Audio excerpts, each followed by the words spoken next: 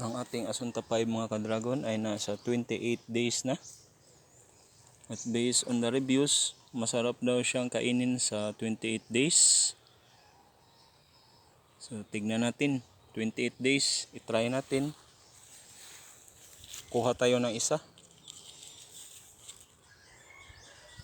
At itong natitira, kunin natin to ng exactly 30 days.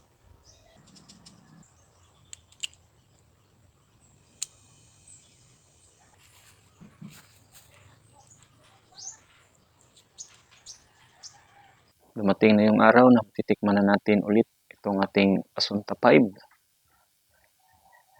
Ito ay hinarvest ko ng 28 days based on research na masarap daw siya kainin in 28 days.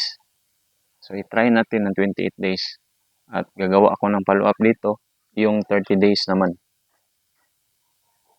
So si Asunta 5. Huwag nating patagalin mga ka-dragon at tikman na natin.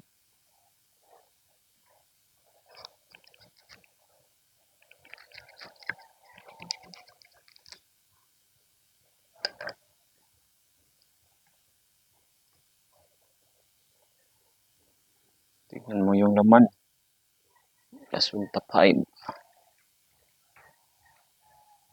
Dark flesh mga ka-dragon. Katulad ng Moroccan Red. Tignan natin yung kanyang lasa.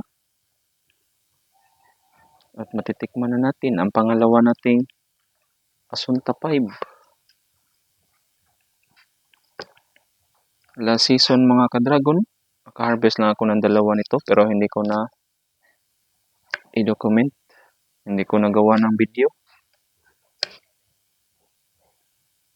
Tignan natin.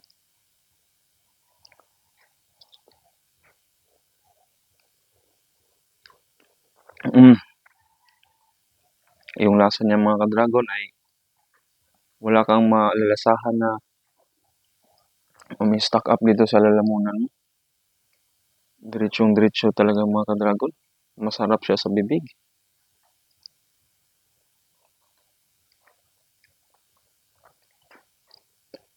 Para kang kumakain ng watermelon na merong asukal. Kaya pala, itong Asunta 5 ay pinakasikat na dito doon sa abroad.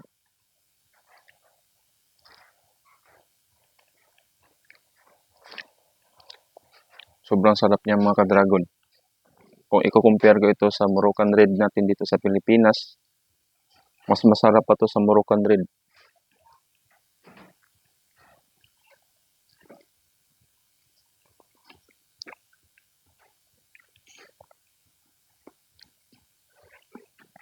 Kaya pala ang mga hybriders natin dito mga ka-dragon, kadalasan sa industriya ng dragon fruit doon sa abroad, ito yung ginagawa nilang mother plant o yung kanilang ginagawa nila ng hybrid.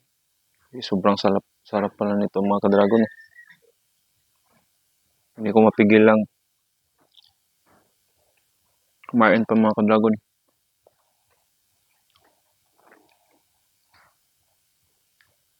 Kung ikukumpara ko ito sa aking Delight na variety,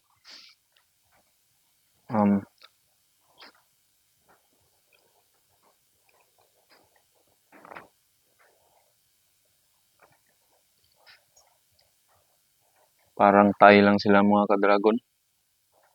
They are both my favorite at isasama ko na to sa aking top 5. Itong Asunta 5.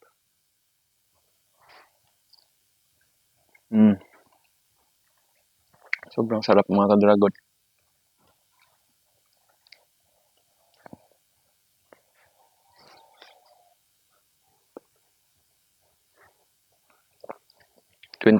Twenty-eight days pa lang ito mga ka-dragon. Tingnan nyo yung kanyang balat.